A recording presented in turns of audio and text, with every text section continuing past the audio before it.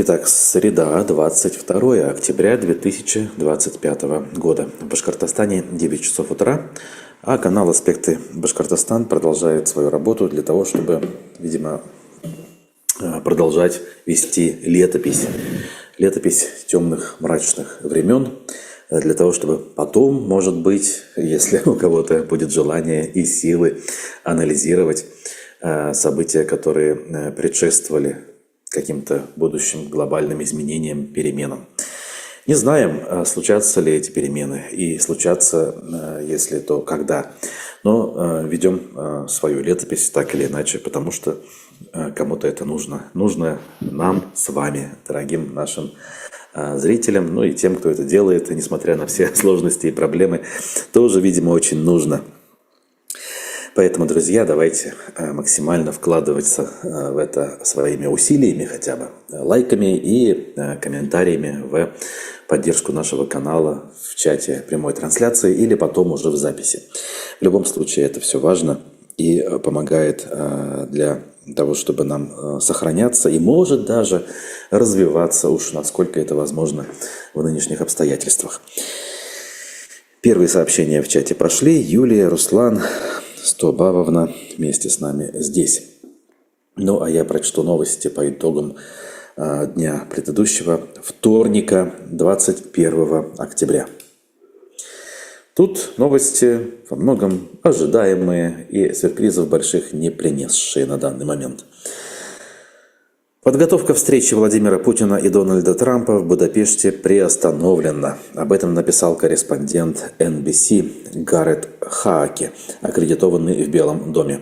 Позднее агентство Reuters также сообщило, что на ближайшем будущем встреча не запланирована. По словам источников, причиной мог стать отказ российской стороны идти на уступки. Ну а как же иначе? Добавлю я от себя. Европа и Украина работают над планом из 12 пунктов по прекращению войны. По данным Bloomberg, документ предусматривает завершение конфликта по текущей линии фронта. В нем также содержится отказ от территориальных претензий, обмен пленными и гарантии безопасности для Украины. Кроме того, план предполагает постепенное снятие санкций и с России. В Новгород-Северском Черниговской области 4 человека погибли в результате массированного налета российских дронов. Об этом сообщили местные власти. Еще 7 человек, в том числе 10-летний ребенок, пострадали. Город атаковали как минимум 20 шахедов. На задержанного в Екатеринбурге уличного музыканта составили протокол из-за мата в песне Noise MC «Кооператив Лебединое озеро». Евгения Михайлова оставили в отделе полиции на ночь, сообщает ОВД-инфо со ссылкой на адвоката музыканта. Михайлову, который выступал в поддержку группы Stop Time, грозит штраф или арест до 15 суток. В США миграционная полиция задержала участника движения за независимость Бурятии Александра Балахоева. Его соратники опасаются, что в случае депортации в Россию активисту грозят пытки и смерть, пишут люди Байкала. Балахоев участвовал в движении Тузгаар-Бураят, Монголия, которое в России считается террористическим. Он уехал в США в 2022 году. Компания-разработчик ChatGPT представила свой браузер с искусственным интеллектом. Приложение, получившее название Atlas, интегрировано с ChatGPT. Помощника можно вызвать на любой интернет-странице, чтобы сообщить содержимое, сравнить или проанализировать данные. На операционной системе macOS Atlas уже доступен, а версии для других платформ обещают выпустить в ближайшее время. Но надо попробовать. Ущерб от воскресного ограбления Лувра составил 88 миллионов евро. С такой оценкой выступила прокурор Парижа Лора Бекко в эфире радиостанции RTL. По ее словам, в розыске преступников принимают участие около 100 следователей. По данным Le Figaro, директор Лувра Лоренс Декар подала в отставку после ограбления. Однако ей отказали из-за грядущей реставрации музея. Вот такие новости мы имеем с вами По итогам вторника, 21 октября 2025 года. Ну и прежде чем перейти к новостям Башкортостана, не могу не зачитать сообщение, пришедшее по непонятному каналу связи. Вот в Телеграме есть нечто вроде бота, который называется «Анонимные вопросы». Может быть, кто-то встречался, сталкивался, я вообще не понял, как я там оказался. Но люди пишут, и, соответственно, это делают, видимо, для того, чтобы нельзя было идентифицировать, кто же это пишет. Просто чтобы было понимание, что у людей в головах. Ты кринж ходячий, дальше нецензурное выражение. Я не знаю, как мы с тобой раньше общались. Аж стыдно.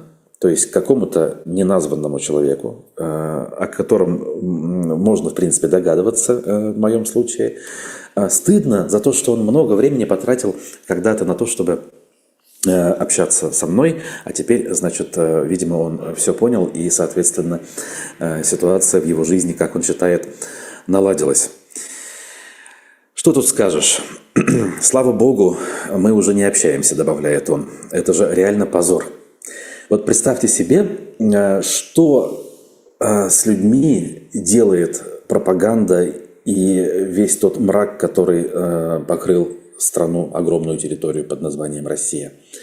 То есть человек, судя по всему, действительно разделял раньше адекватные убеждения. Ну, в общем-то, согласен был со мной. А я в этом смысле, как вы знаете, последователен на протяжении, как минимум, лет 18. И вот что-то с человеком произошло, он по каким-то причинам выпал из-под моего тлетворного влияния и попал, судя по всему, под влияние зомбоящика. Ну или других более хитрых каких-то обходных инструментов. И теперь он считает, что в прошлом он сильно ошибался. Буквально даже в том, что общался с человеком, общаться с которым оказывается позор. Я, конечно, делаю скидку на то, что не у всех достаточный уровень, как там говорят, резистентности, да? То есть не у всех вовремя срабатывают рефлексы самозащиты, вот этот барьер, знаете ли, который с помощью критического мышления отсеивает бред и шелуху, не у всех он достаточен. Есть люди, слабые, скажем так, да, в этом смысле, в этом отношении. И они буквально быстро начинают верить в то, что им льют в уши. Мы с вами, в общем-то, это с вами прекрасно понимали, да, в любой момент. Мы всегда предполагали, что если, например, завтра перемены, переобувается Соловьев, Скобеева и же с ними, и через месяца два вся страна в дружном порыве понимает, что ошибалась, и тоже переобувается. Но знаете ли, одно дело теоретические выкладки, другое дело реальные примеры. Я до сих пор еще не идентифицировал конкретного человека, кто это все пишет, но, как я уже сказал, примерно могу предполагать, о ком идет речь. Да и не важно на самом-то деле, о ком идет речь. Данный пример говорит о том, что действительно, наши люди, большей частью даже неплохие по своему складу, добрые, как этот человек, насколько я могу предположить, они, в принципе, не со зла, а по доброте душевной готовы верить в ту картину мира, которая складным образом в данный момент времени им вливается в уши. Вот это надо просто на всякий случай зафиксировать и иметь в виду. И да, наверное, это повод не для радости, а для печали, но так или иначе это реальность. И надо с ней иметь дело, с другой реальностью, к сожалению, дело иметь пока не получается. Вот какие впечатления у меня личные, скажем так, к этому часу накопились. Делюсь ими с вами с удовольствием. Спасибо вам за работу. Вы делаете очень важную и нужную работу, пишет Яма Башкорт. Зурахмед. Это важные действительно слова, потому что вроде бы ничего выдающегося на первый взгляд мы не делаем. Не то, чтобы у нас много ресурсов было, что-то там возимся, как говорится, да. Вот. Но если вы считаете это важным, это очень важно и спасибо. Так, Закивалиди пишет, что вчера послушал Вячеслава Ширяева. Сами понимаете, у кого. Так он подтвердил слова Игоря Рыбакова. Это, видимо, продолжение вчерашнего спора о том, кого можно слушать, кого нельзя. Окей, ничего против не имею. Я вообще Рыбакова не знаю, понимаете. Вчера Женя Коноплин о нем высказывался, я просто согласился. Вообще не знаю, первый раз слышу. Вот. Если Ширяев говорит то же самое, ну что ж, это скорее не пустые слова, по крайней мере, такая теория имеет право на жизнь. Это вот все, что я могу на данный момент сказать. Вообще, в экономическом смысле у меня у самого очень противоречивые оценки и, самое главное, очень противоречивые прогнозы. Я знаю одно наверняка, что за экономическую и финансовую тему в Кремле, к сожалению, отвечают профессионалы. Профессионалы фактически либерального склада, рыночники до мозга костей, и они позволяют режиму не просто держаться на плаву, а держаться на плаву в финансовом смысле уверенно. И вот это, на самом деле, печальный фактор, отягчающий фактор. Ну, если, грубо говоря, большевики сами себя угробили, скажем так, укутавшись в собственные мечты и совершенно неадекватно реагируя на происходящие вызовы, то эти, наученные опытом своих предшественников, захватывающих власть в стране, как бы гибче себя ведут, соответственно, ставят реальных профессионалов на эту область, и этим профессионалам удается сдерживать негативные последствия. Хотя все чаще мы в соцсетях видим ролики каких-нибудь предпринимательниц, ну, по крайней мере, мне именно представительницы прекрасного пола попадались, которые буквально ноют на камеру и спрашивают, а что происходит? Почему палки им в колеса государство начало ставить? Почему налоги стали повышать? Почему хотят, чтобы они закрылись? Хотя они такие молодцы, вопреки всем сложностям, работают, создают рабочие места. Ну, это они так говорят, это их слова. Каждому так и хочется ответить, ой, а что случилось? Это уже Гойда или еще не совсем? Вот. Ну и процитировать, конечно, моего любимого в этом смысле авторства, да, персонажа нацистской Германии, значит, пастора Немеллера, да, который очень точно сформулировал тезисы, к которым, судя по всему, все чаще нужно обращаться нашим соотечественникам. Тезис касается того, что когда пришли за ним, встать на его защиту было уже некому. А все почему? Потому что в предыдущие периоды, когда шли за евреями, он их не защищал, потому что он не еврей, когда шли за коммунистами, он их не защищал, потому что он не коммунист, и так далее, и тому подобное. Наши сограждане долгое время думали, что их никакие проблемы не коснутся. И вот теперь, когда эти проблемы стали их касаться, они вдруг ноют, буквально рыдают на камеру, пытаясь обратиться, я не знаю, к кому, к чему, и пытаясь как бы назвать вещи своими именами. Но поздно, мои дорогие. Вот что я хочу на эту тему сказать. Ну, а теперь к новостям все-таки. У нас, знаете ли, есть общественники, с позволения сказать, которые призваны наблюдать за условиями содержания заключенных в подразделениях ФСИН. Ну, например, в следственных изоляторах, в спецприемниках даже, где люди отбывают административные аресты. Ну и, конечно, в колониях. Так вот, эти общественники у нас называются Общественная наблюдательная комиссия. Возглавляет эту структуру реально или формально многие годы один и тот же человек по имени Олег Галин. Иногда новости с его подачи мы получаем, когда он посещает кого-то из значимых персонажей. Иногда чиновников из команды Хабирова, находящихся в СИЗО. Иногда он посещал в том числе политзаключенных. Было дело даже, обещал мне взять меня с собой, чтобы мы посетили Айрата Дильмухаметова, когда тот находился в Уфимском СИЗО. Но, знаете ли, в последний момент что-то пошло не так. Можно лишь предполагать, что именно пошло не так, но в итоге я, к сожалению, там не оказался.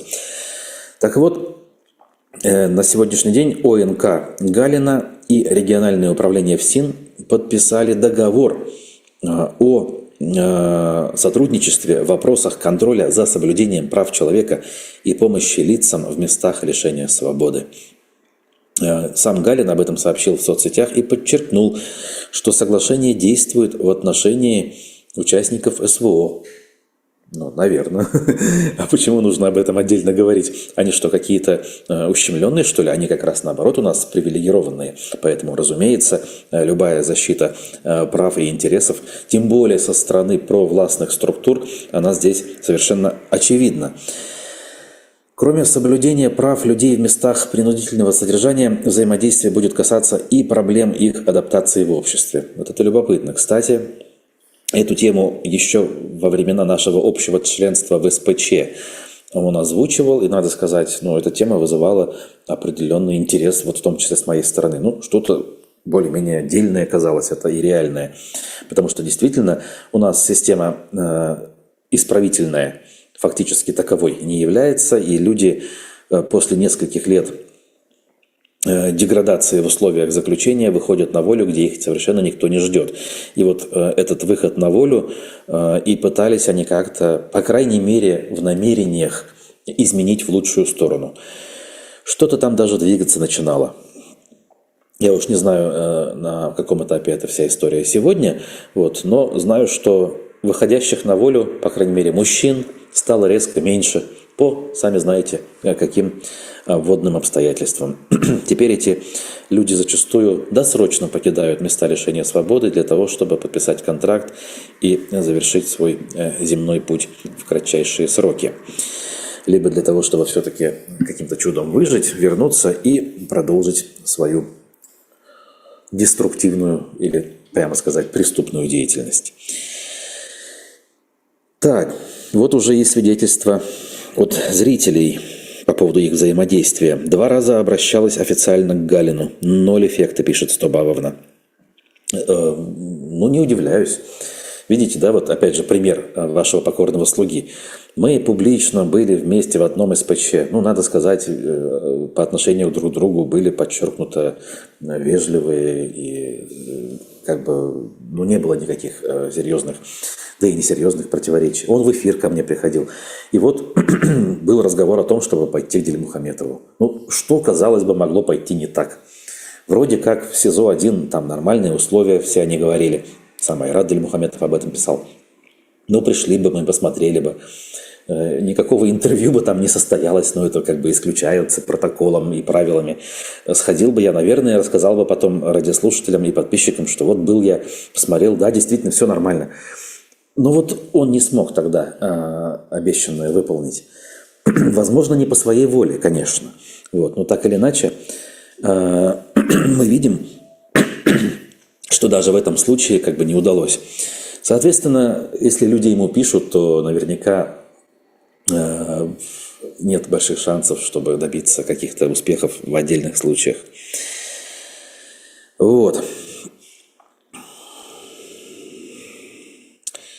Так.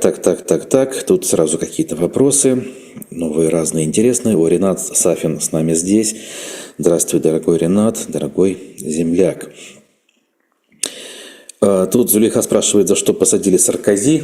Разве вы не знаете, об этом же в новостях четко сказано, допустил злоупотребление финансового характера еще в ходе своих предвыборных дел, причем с ливийским диктатором Муаммаром Каддафи, как-то он там общался. Это признак, опять же, здорового общества, нормального, справедливого, независимого суда и, в общем-то, демократии, когда человек, в общем-то, на пенсии, надо сказать, отработавший вроде как неплохо свои президентские сроки, в итоге оказывается осужден и вынужден добровольно, без всяких наручников и конвоиров, явиться в место заключения. Это замечательно, это прекрасно. А Яма Башкарт пишет, что бензин не во всех заправках есть. Его все меньше и меньше, буквально каждый день меньше. Во-первых, спасибо за информацию. Во-вторых, вчера целый ряд сообщений, причем от разных отдельных людей, пришел на эту тему.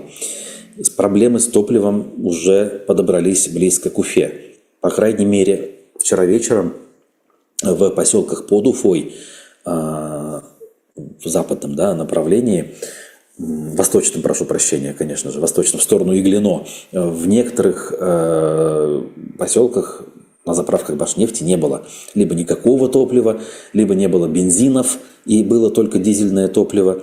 Таким образом, дефицит, вот он, пожалуйста, здесь рядом. И, как вы верно замечаете, судя по всему, ситуация становится только хуже. До какой крайней степени дойдет данная ситуация, остается лишь догадываться. Но уже, судя по фотографиям, которые мне шлют, люди в нарушение всех правил и норм заполняют все возможные тары на этих заправках, пока бензин им отпускают. Я имею в виду, заправляют пластиковые канистры, которыми пользоваться, к слову говоря, запрещено на заправках. Какие-то банки, какие-то вот эти вот фляги из-под воды. Все подряд, короче говоря. Поэтому нужно это обстоятельство, как говорится, держать в голове и иметь в виду. Всякое может быть. Действительно, в жизни обстоятельства бывают разные, но без топлива оставаться, конечно, крайне, крайне опасно. Вот, с другой стороны, опять же, не это ли та самая гойда или движуха, к которой так стремилось российское государство. Вот.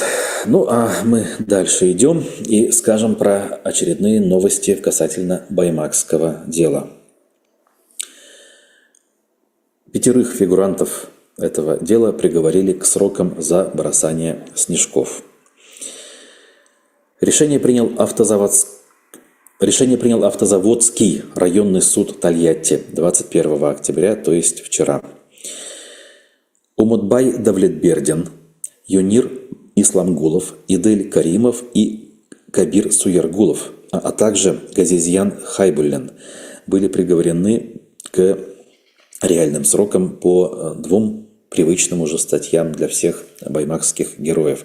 Это 212-е участие в массовых беспорядках и 318-е применение насилия представителю власти без опасности для здоровья представителя власти. Суяргулова и Хайбуллина приговорили к 3,5 годам лишения свободы каждого. Посмотрите, на удивление, щадящие сроки по сравнению со многими другими героями Баймака. Исламгулова и Давлетбердина к 3 годам 7 месяцам заключения каждого. Каримову суд назначил 3 года 8 месяцев лишения свободы. Значит, дело в том, что еще 14 октября в ходе прений гособвинение запросило Каримову и Исламгулову по 7 лет лишения свободы, а Давлетбердину, Суяргулову и Хайбуллину по 7,5 лет лишения свободы. Видите, обвинение запрашивало почему-то разные сроки. Вот таким образом мы имеем значит, новых узников Баймака. Что тут добавить нужно? Ну, в материалах дел некоторых из фигурантов указывались любопытные детали, о которых, наверное, стоит упомянуть вот сегодня. В материалах, например, было записано, что Кабир Суяргулов, например, попал снегом в защитный шлем инспектору ДПС по фамилии Валиев. Значит, Юнир Исламгулов попал в лицо сотруднику ОМОН Кобра Кудряшову. Я вот не пойму, Кобра – это наименование ОМОНа или это позывной самого Кудряшова? Ну, какая разница на самом деле, да? Умутбай Давлетбердин, пожилой мужчина на самом деле, да, мы о нем, кстати, говорили, как о фермере и отце. Он попал в защитный шлем сотрудника 29-го отряда специального назначения Управления Росгвардии по РБ под псевдонимом Байгос. Вот так. Идель Каримов попал в противоударный щит, который держал сотрудник того же 29-го отряда под псевдонимом Шприц. Боже мой. Газизьян Хайбуллин попал снегом в щит сотрудника ОМОНа Управления Росгвардии по Башкортостану Никитюку. Это фамилия того. Все перечисленные силовики, как утверждало следствие, испытали при этом физическую боль. Ну, мы уже сотни раз с вами, по-моему, на эту тему иронизировали. Все понятно уже по поводу этой боли.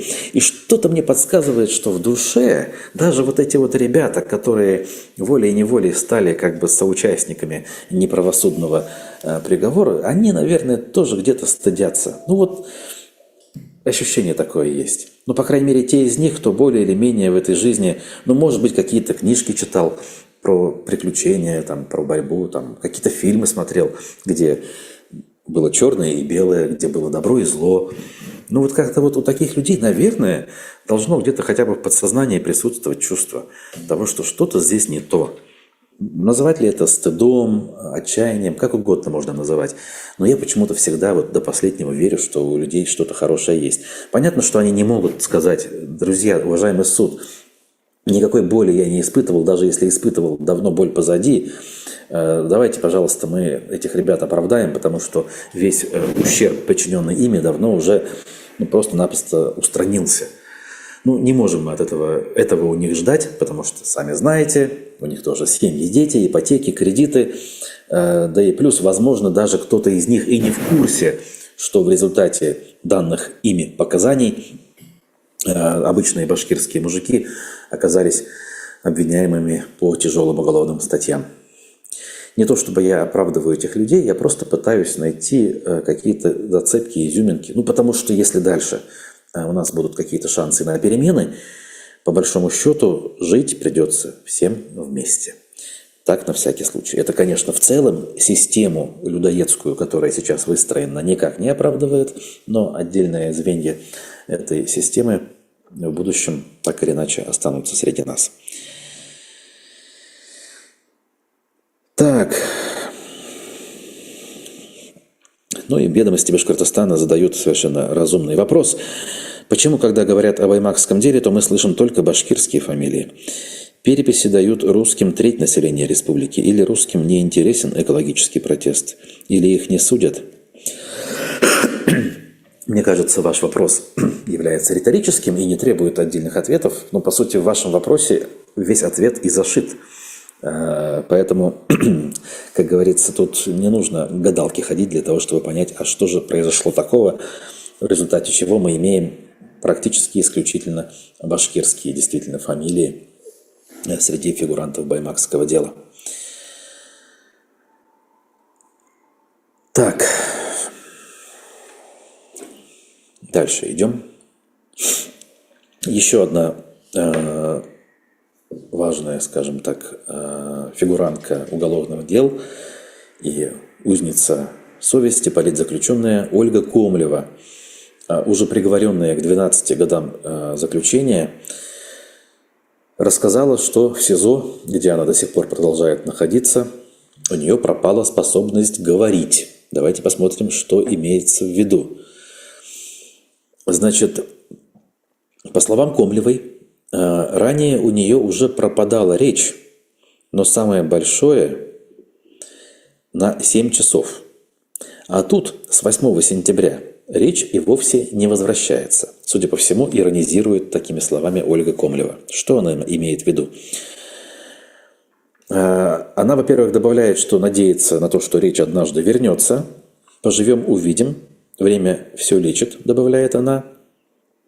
И, соответственно, она имеет в виду, что администрация Уфимского СИЗО-1 не дает ей буквально голосом, живьем общаться на встречах, на свиданиях, в том числе со своими близкими, например, с мужем Вячеславом. Например, сам Вячеслав Комлев указывал, что еще 10 марта, после возвращения его жены в камеру, дежурный по корпусу проводился личный обыск, об этом мы с вами говорили, во время которого она щупала грудь Комлевой в районе сосков. Муж Комлевой тогда указал на ряд других подобных примеров поведения дежурной по корпусу. Вот. В данном случае, если говорить про комментарии к последним вот этим вот сообщениям, муж Вячеслав написал, что причина потери речи реальная вполне себе, а не иронизирующая, да, то есть на полном серьезе, это может быть неврология. Вероятно, речь идет о неврологии поражения периферического нерва, написал он в комментариях. Вот, в общем, такая вот немножечко противоречивая информация почему-то оказалась в разных источниках, но, судя по всему, вот по последним самым сведениям, которые тут я вот в данный момент читаю, все-таки здесь не про иронию, дорогие друзья, речь, поэтому я должен тут же поправиться, да, а про вполне себе реальные временные сложности. И в этом смысле, конечно же, вот как раз, наверное, стоит обратить внимание нашим общественникам, о которых мы сегодня говорили, в лице Олега Галина и его сотоварищей, и пойти посмотреть на месте, что же происходит, задать вопросы самой Комлевой, поговорить с администрацией и разобраться в деталях того же, что же там не так. И если необходимо, оказать необходимую медицинскую помощь. Это первое и единственное, что приходит на ум, скажем так, в плане здравого смысла и какой-то справедливости в данной ситуации. Так. Кстати, Ольга Комлева не башкирка вроде, пишет нам М. Совершенно верно. Ну, опять же, это такое, скорее, хорошее исключение, только подтверждающее правило. Так. Тем временем Азат нам сообщает новости из своей IT-сферы. Интернет упал много где. Из-за того, что людей, сетевых инженеров Amazon заменил на нейросети. Хотели экономить, в итоге в первый день огромные убытки. А первый день был, получается, вчера, что ли? Просто я не замечал каких-то отдельных сбоев. Ну, здесь у нас их не было тем более, но даже там в России каких-то выдающихся отключений вчера, по крайней мере, я не фиксировал, сообщений таких не было. А сегодня утром знакомые вон в Фейсбуке пишут, что VPN подключить не могут, а в Facebook заходят без VPN. Сами знаете, в условиях так называемого интернета в России всякие разные сценарии возможны. И очень по-разному проявляются вот эти вот хитросплетения, будем говорить. Хотя, с другой стороны, вот вижу сообщения про сбои в Телеграме были довольно масштабными, в Рунете вчера. И, опять же, на этот счет шли предположения, что это очередная репетиция полной блокировки Телеграма. Но вот вы пишете, что это может связано быть с серверами Амазона. Это США вообще, пишет Азат. Ну, США, я думаю, как-то разберутся со своими проблемами в условиях свободного интернета. Это все так себе цветочки. Другим новостям отмечу, что про двух соратников Радия Хабирова вчера получилась информация. Один давным-давно бывший соратник, ныне человек, вставший на светлую сторону, Ростислав Мурзагулов, вроде как очередной раз оштрафован за неисполнение обязанностей иностранного агента. При том, что аналогичный штраф в его адрес был выписан года 1,5-2 назад, как минимум 1, а то и 2. Он тогда еще комментировал это все, что не платить, то есть платить не будет и не планирует, что, в общем-то, судя по всему, он и делает. В результате его осудили уже и по уголовной статье на 8 лет, месяца 1,5-2 назад. И вроде бы как бы все вопросы с ним сняты, но нет, почему-то кто-то продолжает следить внимательно за его деятельностью. И вот очередной штраф за неисполнение обязанностей иноагента вывалили. Причем, судя по всему, об этом официально отчиталась пресс-служба судов. Очень интересно. Но я не думаю, что ситуация требует какого-то повышенного внимания, тем более, что даже сам он, скорее всего, даже и не в курсе. Вот. Значит, это одно. Второе – это Азат Бадранов, многолетний соратник Хабирова, который когда-то работал совместно с тем же Мурзагуловым, но последние годы, понятно, их пути разошлись, а совсем недавно стало известно, что и Бадранов то ли ушел, то ли уходит, то ли его пытаются уволить, но он сопротивляется. Но, в общем, так или иначе, в публичном поле он исчез и довольно долго уже находится в отпуске, так называемом, уже больше месяца. Но при этом информации о том, чтобы он ушел в отставку, до сих пор нет. И вот на эту тему издание «Пруфы» рассуждает большой статьей. Причем автор этой статьи, обратите внимание, Рамиль Рахматов. Человек, который нам с вами хорошо известен, который, судя по всему, уже во второй раз вернулся из зоны проведения СВО. Не могу утверждать, но раз он вновь появляется в качестве автора в пруфах, это может быть свидетельством тому. Не будем сейчас останавливаться на деталях и подробностях наших взаимоотношений и всякого рода оценок. Посмотрим, что же он пишет по поводу Бадранова и внутренней политики Башкортостана. Тут много, в принципе, любопытных деталей. Я бы не поленился, почитал, если вдруг вам интересна эта ситуация. Так вот, по данным источников, Бадранов якобы обратился к силовикам с предложением сливать компромат на Хабирова и его команду, чтобы те взамен оказали давление и добились восстановления Бадранова в должности то ли зама руководителя администрации, то ли, собственно, руководителя. Дальше, предполагает автор, возможно, Бадранову удалось, по слухам, договориться с силовиками, которые убедительно попросили Хабирова изменить его решение об увольнении Бадранова. Мы действительно до сих пор ничего о полноценном увольнении не знаем. Бадранов, как говорит источник из его ближайшего окружения, давно мечтает о более высокой должности. Он собирал свою команду, настойчиво убеждая их, что он следующий глава, и за него надо держаться. Сейчас, как полагают наши источники, пишет Рамиль Рахматов, он очень зол на своего патрона, то есть на Хабирова, и якобы уже активно ведет переговоры с Тимирбулатом Каримовым, внуком Мустая Карима, и пытается заручиться поддержкой блока Сечина. Как известно, Каримов зять Игоря Ивановича Сечина.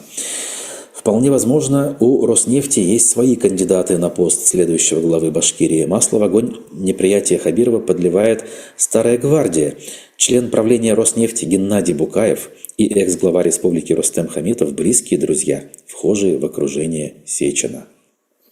Вот такая вот Санта-Барбара.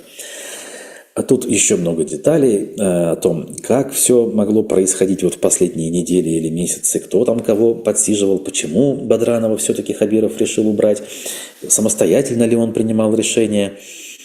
Все это, как бы кто-то скажет, совершенно неважно, и я даже соглашусь, мы с вами же говорим, у нас есть главная проблема, и она совсем не в этом заключается.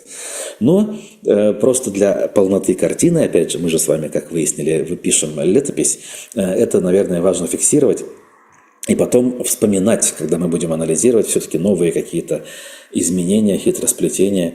Ведь может вполне случиться так, что режим еще просуществует какое-то время, и Хабиров не останется в главе республики до конца режима.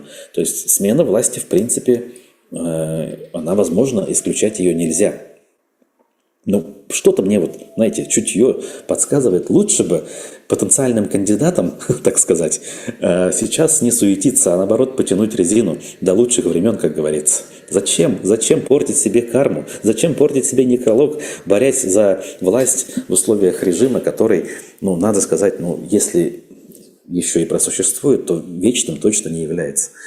Вот такая вот добрая рекомендация, скажем так. Вот. Так, свежий комментарий тут по поводу Мурзагулова. Воевать в ВСУ он хотел. Так ведь он в Украине, а вы не видели? У него фильмы выходят с фронта. Не то чтобы он там воюет, собственно, с автоматом там как-то. Хотя и с автоматом вроде как есть какие-то кадры. Но, в общем, он действительно там.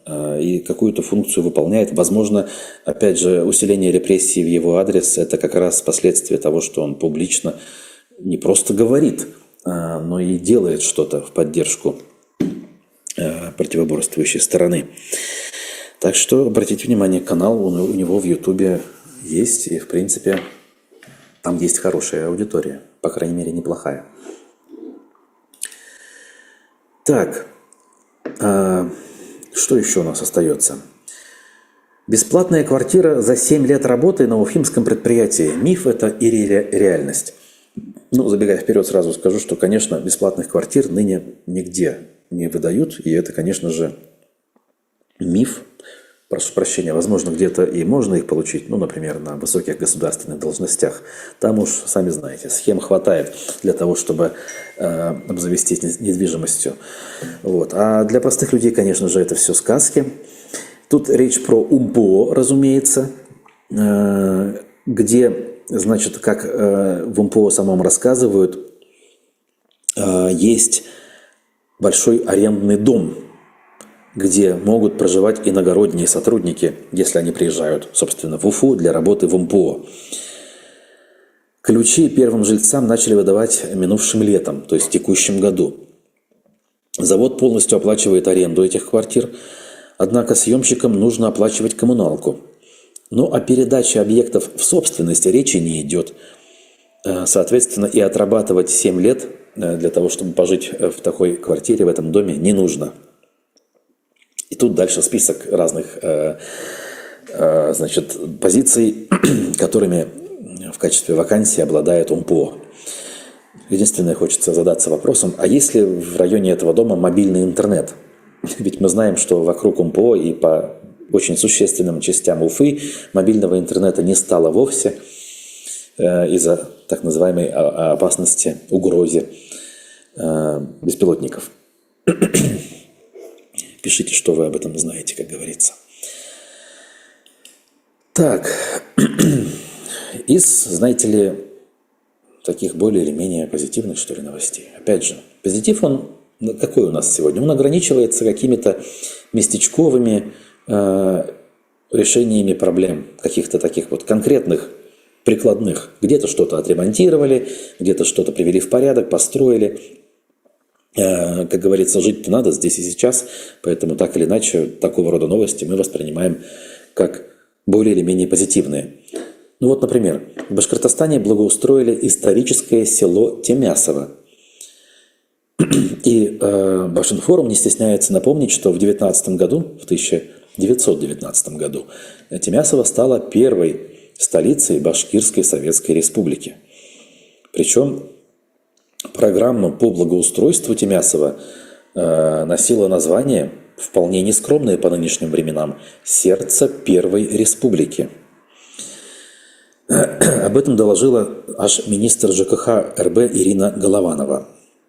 В ходе первого этапа в 2024 году на территории Тимясова появились детская площадка и зоны для занятий спортом, парковка, беседки, малые архитектурные формы, урны для мусора, освещения и озеленения.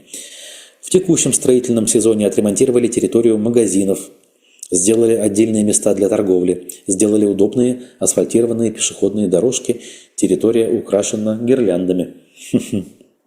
По данным сайта госзакупок, общая стоимость работ по 2 этапам составила всего лишь 40 миллионов 900 тысяч рублей. Вот, оказывается, за вменяемые относительно деньги можно некоторые места приводить в симпатичный вид. И тут можно, наверное, даже отдельным чиновникам сказать, что умеют уже работать, когда хотят. Перефразируя нашего замечательного Тайфуна Курултаевича, за которым я внимательным образом слежу и всячески поддерживаю лайками и комментариями его аккаунт, что и вам советую делать. Напоминаю, что это юморист Фидан Кульмухаметов в образе такого немножечко неуклюжего, но очень веселого, позитивного и патриотически настроенного, в хорошем этого смысле, такого депутата. Точнее, политика, да, который вроде как и депутатом стать не может. В общем, образ, мне кажется, очень хороший и удачный в этом смысле. А у нас вот опять нет электроэнергии, будто жизнь остановилась, пишет Зулейха. Вот. А Стобавовна парирует, что позитив для меня, что европейские лидеры не поддаются Трампу. Ну, если мы говорим про серьезные глобальные вопросы, то, конечно. Я всякий раз борюсь, у меня внутреннее вот идет, соревнование, а надо ли говорить об этих вот мелочах. Пытаемся угодить, в том числе и тем нашим зрителям, кто действительно с таким запросом к нам приходит, кто хочет обсуждать какие-то текущие новости на местах. Вы меня знаете, будь моя воля, я бы только и говорил о глобальной геополитике. Только и исключительно. Но у нас все-таки последняя оставшаяся независимая СМИ Республики Башкортостан. Именно так мы себя позиционируем, и мы должны так или иначе следить за тем, что происходит конкретно в нашей республике здесь и сейчас. Так что не обессудьте. Башкирский Наливкин, пишет Павел Васильев по поводу Тайфуна Курултаевича.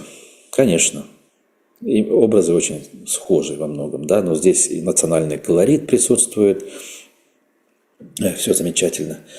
Как же возбудились, знаете ли, кремлеботы, когда он записал поздравления с Днем Республики и в своей игровой форме, значит, пришел к выводу, что суверенитета нету. В общем, я пришел с комментариями поддержки этих слов, а там, значит, ах, вы такие-сякие. Ну, в общем-то, прекрасно за этим наблюдать, как у некоторых горят определенные места, когда их, как говорится, рожей в определенную субстанцию окунаешь. Вот. Также в Башкирии впервые отмечают День национального танца. Писали вчера об этом. Судя по всему, и день, собственно, отмечали вчера. Кстати, дату выбрали якобы не случайно. Это день рождения легендарного танцора и хореографа, заслуженного деятеля искусств РСФСР и Башкирской АССР Файзи Гаскарова. Вон как. Сейчас его имя носит Государственный академический ансамбль народного танца. Ну, в этой связи, как же не вспомнить замечательного реального народного артиста Башкортостана Рифа Габитова. Да, мы помним прекрасно его выход на публику в разговоре с Хабировым, когда он призвал почтить память минутой молчания скончавшегося от пыток, по сути, Рифата Даутова после баймакских событий. И мы помним, что у нас реальные такие герои среди национальной интеллигенции были и есть. Вчера читал пост, не буду уже говорить чей, может быть, это не является публичной информацией одного замечательного нашего соотечественника, тоже представителя культурной интеллигенции, который случайным образом на остановке увидел нашего замечательного артиста Габитова и подвез его по нужному адресу. Вот так вот звезд с небес не хватают, реальные наши герои и люди, которых можно уважать, а живут обычной жизнью, среди людей ходят. Так что, еще раз глядя вот на эти вещи, можно считать, что не все так ужасно, как кажется на первый взгляд. Вот. Ну и все, пожалуй. На этом я буду закругляться. Смотрите-ка, почти 50 минут в соло-формате. Уже и горло пересохло, надо сказать. Поэтому всем большое спасибо. Не забудьте про лайки, комментарии. Увидимся с вами в эфире. Я надеюсь, завтра в это же время. Всем удачного дня и пока.